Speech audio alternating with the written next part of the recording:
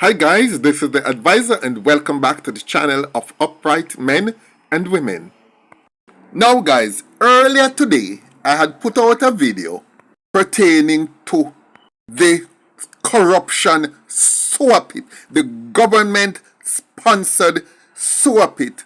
The massive corruption there at the examination depots across the island is costing hundreds of lives every single year. But let me add one more. The next place, the next government institution in this country that is equally a corruption sewer pit for both the PNP and the JLP. And it is the Firearms Licensing Authority. Now, I have done 4 or 5 videos pertaining to the Firearms Licensing Authority. And these followed complaints, interviews that I've had with people who fulfilled every single criteria that the FLA had set out and who were actually still turned down. Now, this is not so much about them being turned down, because I'm going to get back to that later down. But first, I need to point out something. Now, you guys will recall that a few days ago I had done a video on Frotty, and I told you about his death. Now, Frotty had served time in a United States prison for drug running. He did several years there, came back to Jamaica, used his drug money to start business, and guess what? Frotty is a licensed firearm holder. Well, under Jamaica's laws, it is impossible for a person with such a federal offense in the United States to get a firearms license in Jamaica. Yet, Frotty had, as a matter of fact, he had more than one gun. Because I know that he actually has at least 1 shotgun and possibly 2, because he used them to shoot birds in Portland sometimes during the bird shooting season. And this is not an isolated case. Let us go back now to May of 2021. And I would like to refresh your memory on this one, I would like to show you a video clip courtesy of TVJ. Welcome back. Continuing the news.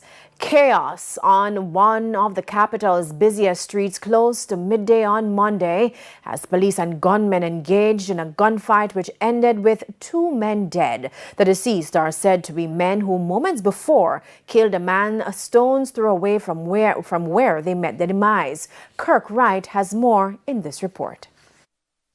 Close to midday on Monday, motorists got caught up in a daring gun battle between gunmen and police on Trafalgar Road in San Andrew. A motorist was busy capturing aspects of the happenings.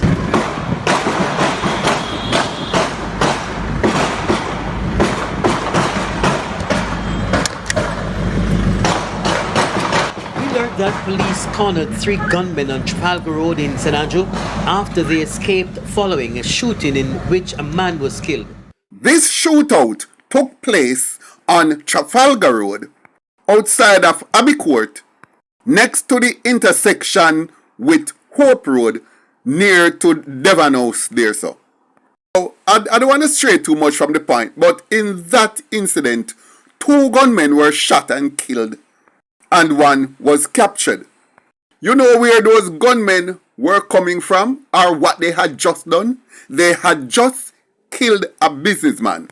Just walk into his business place, and while one distracted him at the counter, another one just walked up behind him and unceremoniously just put a gun to his head and just shot him in the back of his head just like that.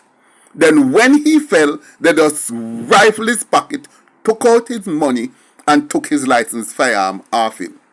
Come on, them gunmen are cold-blooded, mercilessly cold-blooded.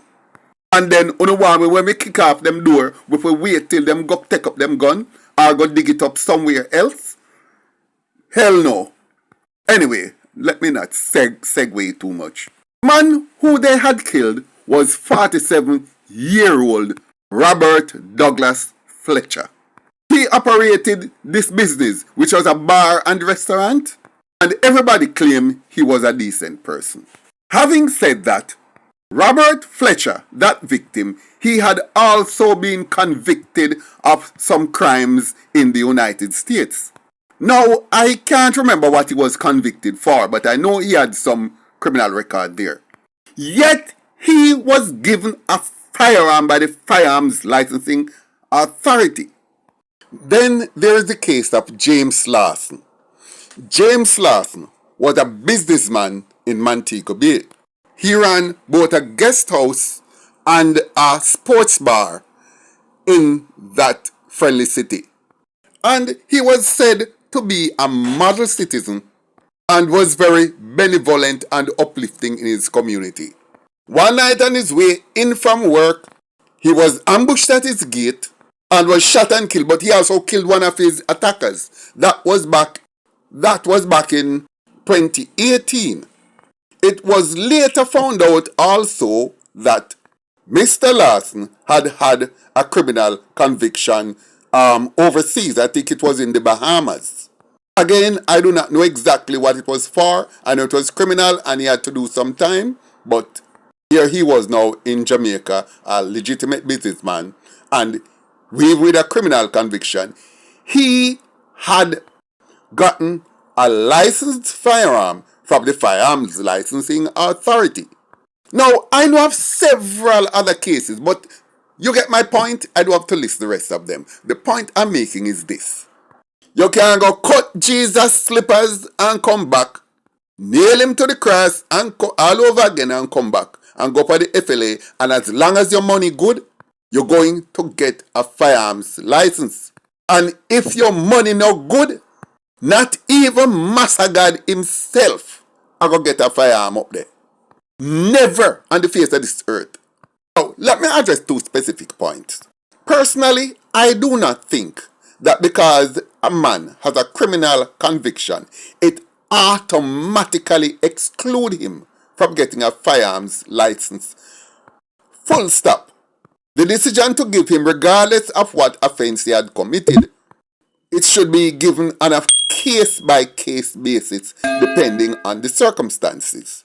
Because I feel that even if you have a conviction, once you operate a business and is shown to have been reformed and be a model citizen and is contributing to Jamaica's economy, you should have a right to defend yourself. Because let us look at the fact. The fact is that no man whatsoever who have been given a firearms license, I wouldn't say no man, but less than 0.1% of men, no matter how evil him be, who was given a firearm, has ever used that firearm for nefarious purposes. And there's a reason. Having the privilege of having a firearm to carry around with you for your safety and to give you that peace of mind, the last thing you're going to want to do is to do anything whatsoever upon the face of the earth that's going to get you in trouble. Nothing would reform a man in this life than handing over to him a licensed firearm that automatically is like him go touch the Pope. It's like God baptized him. Because he knows that the slightest conviction or the slightest foot he sets wrong or just pulling that gun unnecessarily can get that firearm, that privilege removed. So for me, even Vybz Kartel right now can be given a firearm and nobody would have to worry about that firearm ever being used for criminal activities. You get any gunman on the face of this earth a licensed firearm and see if him ever violate. The fact that he have it on his waist can carry around for his protection give him such a great peace of mind that he would do anything to not commit any offense or to do anything illegal that would have that privilege removed. And that is something that most people do not take into consideration, but I am here and I can say it. So I don't begrudge any, I'm not saying that any of these men who had it shouldn't have it. I personally believe that under the circumstances, all three men whose names I called and who I had referred to deserved to have their firearm. And they should have had it. And I haven't got any problem with any of them having it. Let me say that. But this is not about them having firearms. And let me explain the point I'm making here. Is that thousands upon thousands of people who qualify 100% qualified for a firearm cannot get one. And what's the reason for that? Them don't have $750,000 to put down to bribe to get one. 750. That's the last price I heard about 2 years ago. And I wouldn't be surprised if it reached $1 million or a little over $1 million. No. Back then, if you had if your record was as clean as Masagad own, you would get it for $750,000. That's the going rate. If you had any conviction on top of that, you had to put down an extra $250,000, which make it a cool million, $1 million, and you can cut all God's slippers and then go up there and get a firearms license. Yet decent people cannot get one. And I remember, I know of specific cases, and I'm going to tell you guys about, let me prove it to you guys. I know a person who is a member of the Jamaica Defense Force. Coast Guard. I don't want to say his rank, but let me tell you, he's above the rank of sergeant. You know, he's a high-ranking, non-commissioned officer. Won several awards from the Jamaican government. All have medal pin on him clothes by the Governor General. He's a firearm instructor. He sometimes carries home the JDF gun. He is a lifeguard, certified lifeguard, one of the first certified drone operators in the island. Well decorated. And he applied for his own personal firearm. And them turn him down. Why them turn him down? He never had $750,000 to bribe them. And this is a specific case that you can use to see that this is one of the most corrupt system government-run agency in the island. And the government is raking in money hand over fist by having people applying knowing that them cannot get it. Why? Because qualifications does not matter. Put on your $750 or your $1 million or just go about your business. The investigators up there and the board members are the ones who are raking in the money. But why is it so easy for them to take bribe and accept bribe? That is because the people, the board that authorize, remember, they have a board, the Firearms Licensing Authority Board, and the board members, all of them have to get a cut out of it. I think the board members is about 6. And each board member have to get 150 or 200,000 to sign off on it. So if money not reach the whole of them, you have to have 750 to $1 million so that each of them can get a touch. Else you cannot get the gun. And them not signing on it unless every single one of them get a touch. How country for run so? But the question is now, why is it so easy to do? Here is the reason why. Because the people up there who can authorize you to get the firearm has discretionary powers. In other words, no matter how you apply and say a 10 box for tick or 1,000 box for tick, and you tick every one of those boxes which qualifies you, they have one simple clause: at their discretion. I don't see where you need a firearm. I don't see you have a need for it. That's it. And once they say they don't see where you have a need, They will only see that need when you put on $1 million or minimum 750,000 pan them this. Then they say, oh, yes, I see you have a need now. Okay, fine, great. I ask again, how country for run so? Now, the Firearms Licensing Authority is the easiest thing to fix. Easiest thing to fix. Simply remove the discretionary powers from the board or whoever is going to sign off. Remove the discretionary powers. All you can say is that once the man tick all the boxes, you cannot turn him down. You cannot turn him down. Full stop. You have no decision to give your opinion as to whether the man need it or not. Even if him need it, figure simply walk around with, or need it for just hang up on him wall in him house, or whatever reason, you cannot stay up there and decide. You can just decide on your own. Say the man don't need it. And no matter what I'm sure you, no matter what need the man, about the man tell you, you still say no. The only way you can change your discretion is by the man bribing you. As me say, once you remove the discretionary powers from them, the corruption stops. Because them cannot turn you down. Full stop. You can't, if him turn you down, him lose him work because you qualify. And once you qualify on the paper, that's it. But why the government have the discretionary powers there? Because I saw the thief in Guan. But here is the sick part of it. They make you go buy a safe. They make you go grill up your house.